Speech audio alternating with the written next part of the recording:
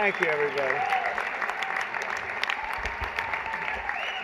Well, thank you very much. It's an honor. And they told me under no circumstances are you allowed to use a teleprompter. And I got up here and I see there's this beautiful teleprompter. So here I am.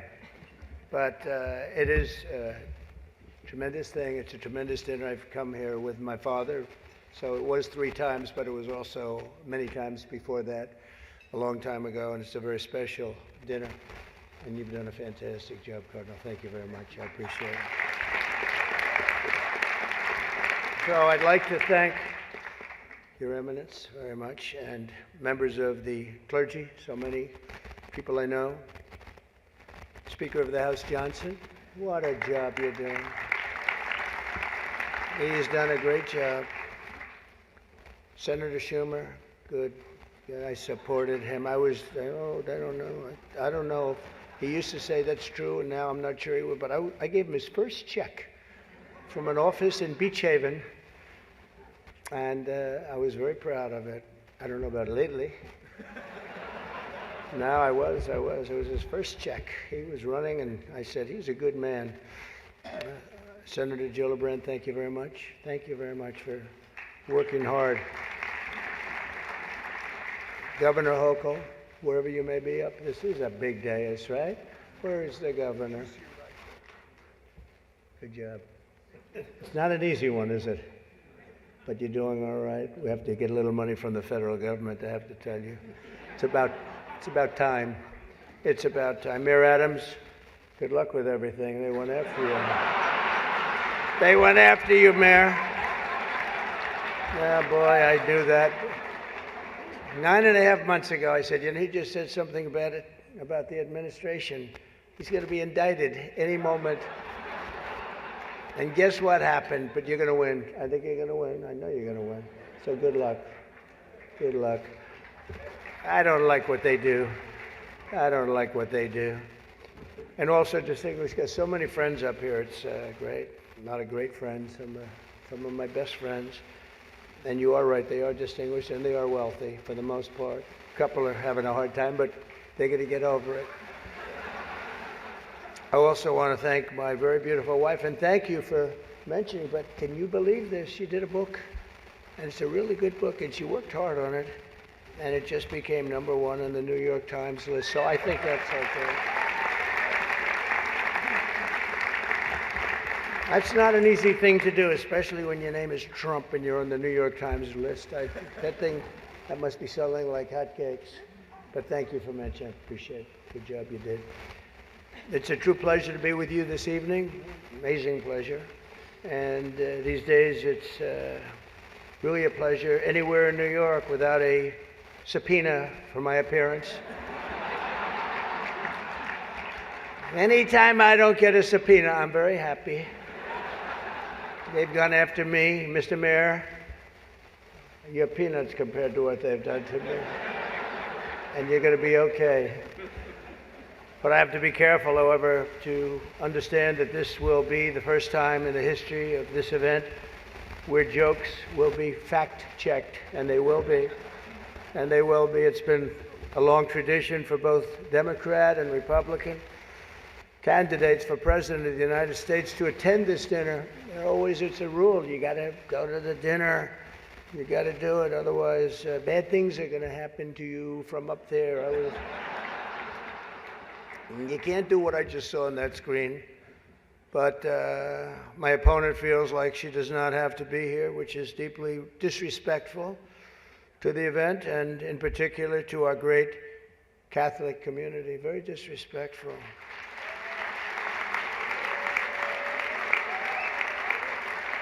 The last Democrat not to attend this important event was Walter Mondale, and it did not go very well for him. He lost 49 states and he won 1, Minnesota. So I said, there's no way I'm missing it. Actually, it was not easy for me to get here tonight. Cardinal, I wasn't going to miss this thing, no matter, I didn't care. I wasn't going to miss it. But that's true, Walter Mondale, 49-1. He was expected to do well, and it didn't work out. It shows you there is a God. I mean, for those people that are questioning it. I understand the real reason that she's not here is she's hunting with her running mate, spending a lot of time hunting. In any event, it's a weird. You know the word weird. They call me weird. They call JD weird. We're very solid people. This guy is calling us weird, but this was weird that the Democrat candidate is not here and with us tonight. I want to also congratulate somebody's going to make us all healthy. RFK Jr., we love you. I don't see him. He's campaigning all over the place. He's campaigning. You're all over. Hello, you both. Nice to see you both. You're doing a good job. He's a great guy, too. He really is. He's going to make us a healthier place. We're going to let him go wild for a little while. Then I'm going to have to maybe rein him back. Because he's got some pretty wild ideas, but most of them are really good, I think. He's a good man, and he believes the environment, the healthy people. He wants healthy people. He wants healthy food, and he's going to do it. He's going to have a big chance to do it because we do need that. I would not have missed the Al Smith dinner for anything in the world. I still remember coming here as a very young guy with my father, Fred. He was a great guy, my father. He was a tough cookie, but he had a very big heart. He was, anytime we'd walk down the street, and you don't see it too much anymore, there'd be people standing with tin cans, and he would always take out $100 and put it in that can. And I always thought it was beautiful. And frankly, I even think more so now it was beautiful, because nowadays you don't see it so much. But I miss him, and we used to come here very religiously. And a great New York tradition has been born 79 years ago. It was born 79 years ago, and there are some people that were here for almost that length. I know many of them, and it's not a pretty picture. It's not a pretty picture. The two candidates for president are supposed to exchange good-natured barbs, and you know we get along very well. I didn't like Biden very much, and now I like him quite a bit. You know, and now I say that she's much worse than him. He was a much better candidate than her, actually. And when we hopefully win, dispose of her, I like her a lot, but right now I can't stand her. It's true. I can't stand her. I've never liked people that I was competing against. When you do, a lot of bad things happen. And we are doing well. By the way, the votes are starting to come in. You got to get out and vote. And Catholics, you got to vote for me. Just remember. You better remember I'm here, and she's not. I could have done that too. But you do something that's incredible. The Catholic Church, you're helping the poor, educating children, and supporting the vulnerable. But if you really wanted Vice President Harris to accept your invitation, I guess you should have told her the funds were going to bail out the looters and rioters in Minneapolis, and she would have been here, guaranteed she would have been here. Guaranteed. She would have been okay. She would have been okay with that. But I know this isn't my normal crowd tonight, because it just isn't. It's not my normal crowd. Believe me, my normal crowd is younger, has a lot more energy, but you have certain advantages too, like cash, lots of cash. But many of you are Manhattan liberals from the media and the Democrat Party. I always say the Democrat, you know, Chuck doesn't like that. He likes Democratic, and it sounds much more beautiful, the Democratic Party. I always say the Democrat Party because it sounds worse. It is true. He likes Democratic. Why don't they just change the name? This way, you know, it is Democrat. But I must say I was shocked when I heard that Kamala was skipping the Al Smith dinner. I'd really hoped that she would come, because we can't get enough of hearing her beautiful laugh. She laughs like crazy. We would recognize it any place in this room, and all polls are indicating I'm leading big with the Catholic vote, as I should be. But I don't think Kamala has given up yet. She hasn't. Instead of attending tonight, she's in Michigan receiving communion from Gretchen Whitmer.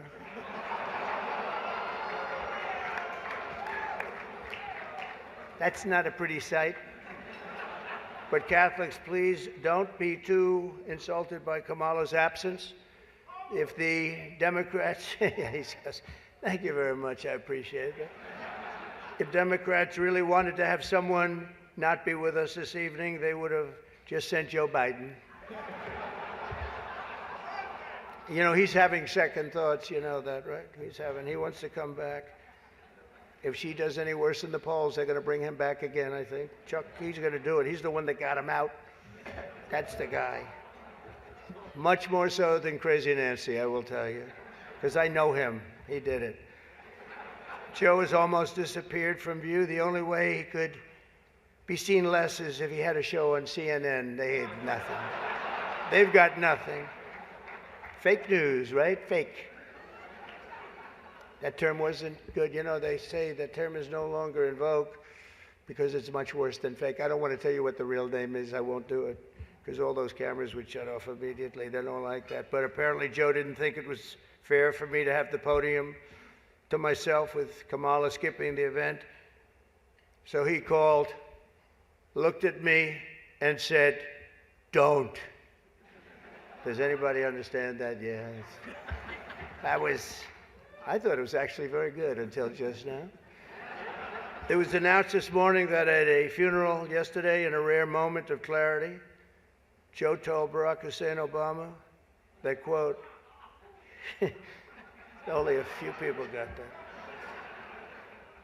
Or as Rush Limbaugh used to say, Barack Hussein Obama. Remember, Barack? He was a piece of work. We miss him. But as he told Barack Hussein Obama, quote, she's not as strong as me. She's not as strong. Do you understand that? And Obama agreed, saying, that's true. Other than that, I think the Democrats are getting along quite well. Right? Nobody got that one. The fact is, we need new leadership in this country. Right now, we have someone in the White House who can barely talk, barely put together two coherent sentences, who seems to have mental faculties of a child, it's said. There's a person that has nothing going, no intelligence whatsoever, but enough about Kamala Harris. Let's get on to something else. I know Kamala's word because she spends a lot of time complaining. I won't agree to another debate. But the truth is I've debated twice this year, once against Joe Biden and once against David Muir of ABC. That was amazing, 11 times. None for the other side. Do you think that's fair news? I don't think so. That's fake news. I don't know what's going to happen 3 weeks from now. It's going to be very interesting. It just started. It's actually, isn't it sort of exciting? Right? It really, isn't it just exciting what's going on? It's a process. It's a rough process, too. Not so pretty, and yet sometimes very beautiful. But the press is reporting that Democrats are starting to panic. They're panicking. They are panicking because, you know, the votes that are coming in very, very strong a certain way. I won't tell you what way that is, but Chuck Schumer is here looking very glum. Doesn't he look glum? He looks glum. But look on the bright side, Chuck, considering how woke your party has become. If Kamala loses, you still have a chance to become the first woman president.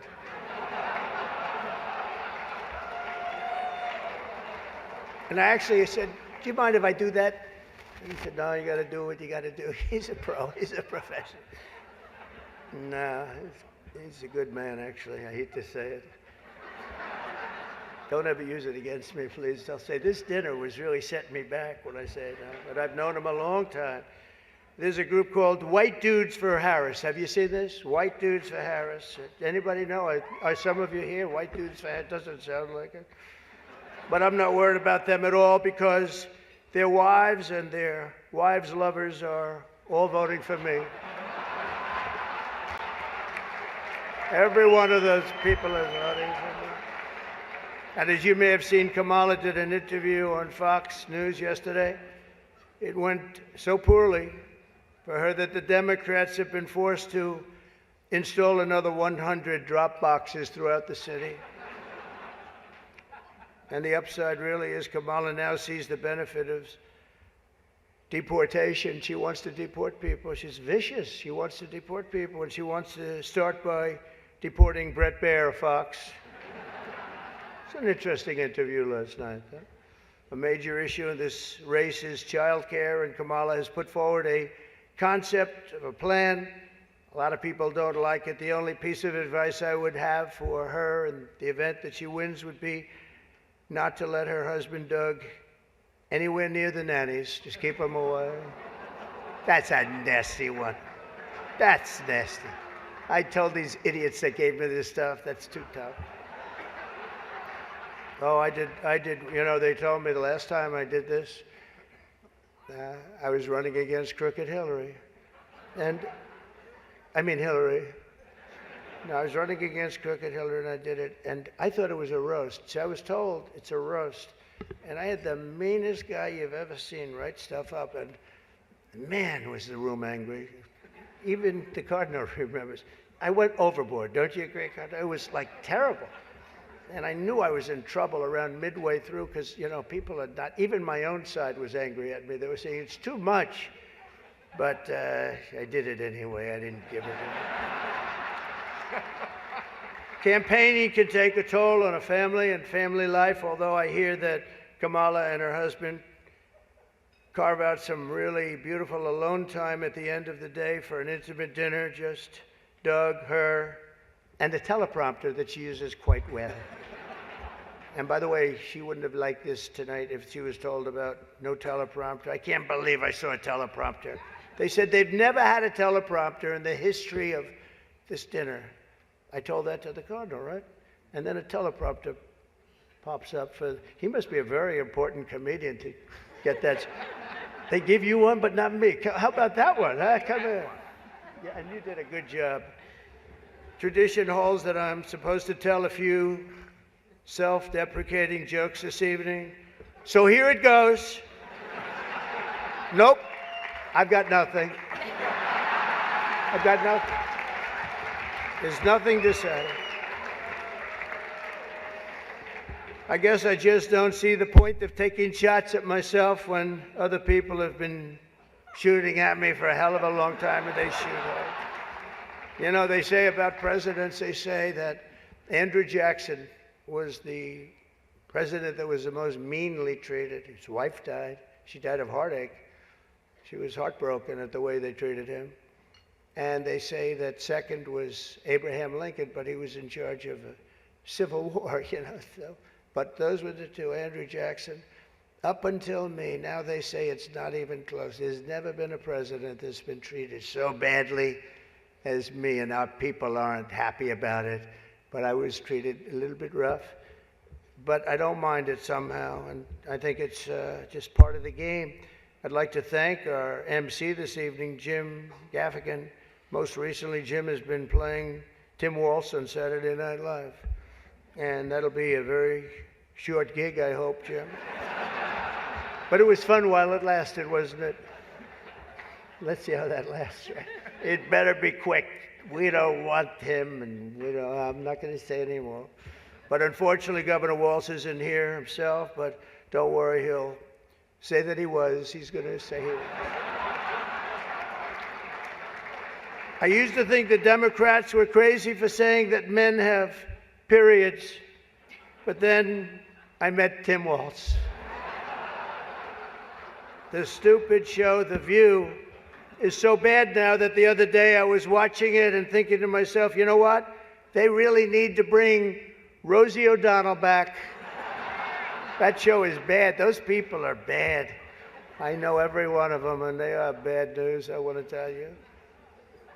And it doesn't do very well either. I always like to say, ratings are very important. When they don't do well, it doesn't do very well.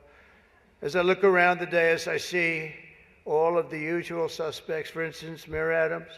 I'd like to poke some fun at Eric, but I'm going to be nice. I just want to be nice because I know what it's like to be persecuted by the DOJ for speaking out against open borders. We were persecuted, Eric. I was persecuted, and so are you, Eric. The mayor's dietary restrictions are well known, but I've got to say, I've never met a person who's a vegan who liked turkey so much. There's something about him with turkey. I just found that out today. You know, I haven't been in New York that much. Don't let it, but you're going to win, Eric. We have another former New York City mayor with us, frankly, easily the worst in our history. And it's not Michael, that I can tell you. I'm surprised that Bill de Blasio was actually able to make it tonight, to be honest. He was a terrible mayor. I don't give a shit if this is comedy or not. He was a terrible mayor. He did a horrible job. That's not comedy, by the way, that's fact. But unlike the rest of New York, at least Bill doesn't have to worry about the criminals. They owe him big. He let them get away with a lot of stuff. Well, I'd better wrap up because Mayor Adams told me earlier that I needed to make this one very quick, especially the city has reserved this room for a large group of illegal aliens coming in from Texas. That's right, they've reserved many rooms, a lot of rooms, too many rooms. But in all seriousness, it's an honor to be here to support the city and the community. It's a great community that I love. I've been here a long time and I love it. And then it's going to make a big comeback, and I'm going to help it make a comeback. I'm going to win, and I'm going to make a comeback. We're going to turn this thing around. And I want to pay tribute to a really incredible man, a man who was a tremendous politician. And actually, the fact that he was Catholic it probably did him in, right? Nobody knows for sure. But he was a great guy, Al Smith, great guy. Everyone says it, happy warrior. I've said before that I'll say it again as many times as I have to, directly to the mayor and the governor. If I have the honor to be elected next month, we're going to see what happens. It's happening so fast, but if I have the honor, I look forward to working together to make this city greater than ever before. We're going to do that. We're going to be focused on it. I'll work with the governor. I'll work with the mayor, Democrats. I will work with them. I work with whoever I have to, and we will even work very hard to bring back the SALT tax deduction. We're going to bring it back. We're going to bring it back. We're going to get that thing going, Chuck, okay? I actually thought about not doing jokes tonight. I was going to come out here and say, listen, our country is doing very badly. This is not about jokes. And then some person said, you have to do jokes. I said, I don't want to. There's nothing funny about what's happening to our country.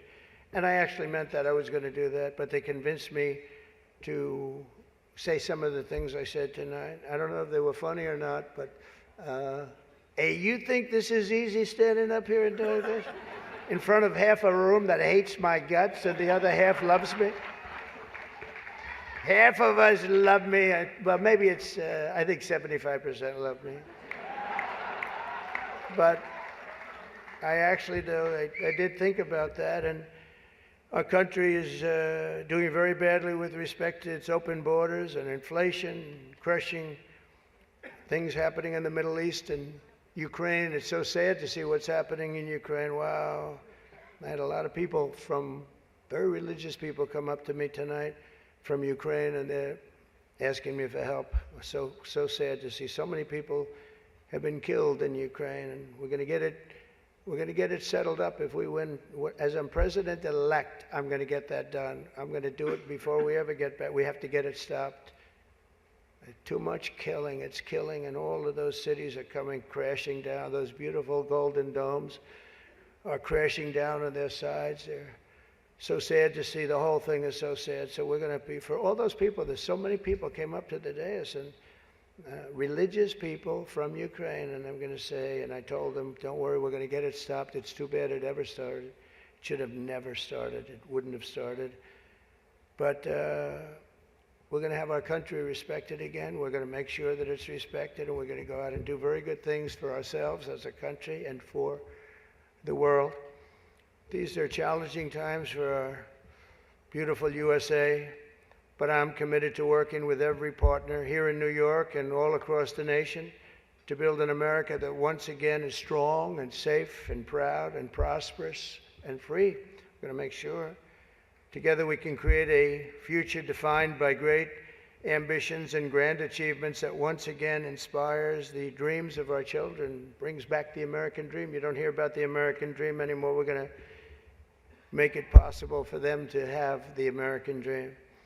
This is a very religious evening to me. It really is. It represents so much. My sister was somebody that loved the church and gave to the church. The cardinal knew that. Had a certain priest that she thought was incredible, right?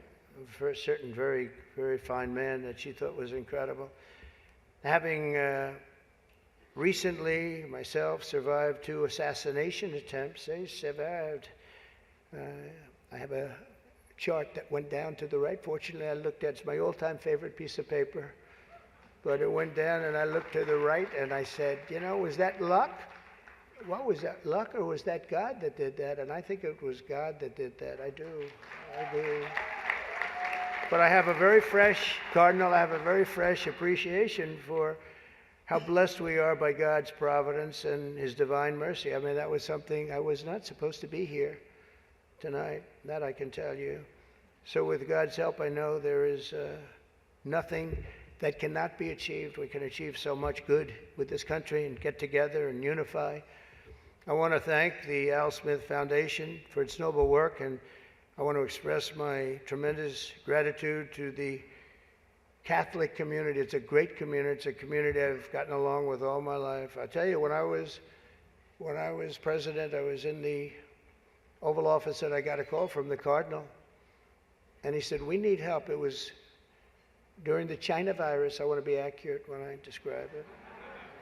And he said, we need help.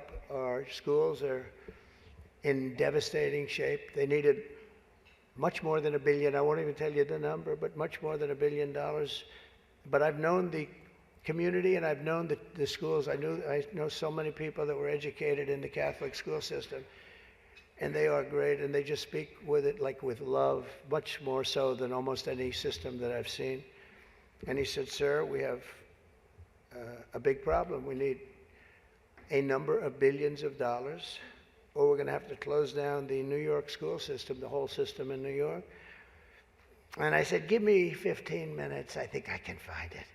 And we gave him billions of dollars. And you know what? He stayed open, and they thrived. And to this day, I hear you did just about the best job there is in education. So, and that was always an honor. That was always. And every time he sees me, he says, thank you very much. I said, I know what you're talking about, but we worked together. We were a good partnership, right? We got that money in about 15 minutes, billions, and it was put to very good use. But I just want to thank everybody. This is a special evening. It's a very serious evening, I think. We have some serious problems in the world, but they're going to get solved, and we're going to make America great again. And thank you very much, and God bless you all. Thank you. Thank you very much.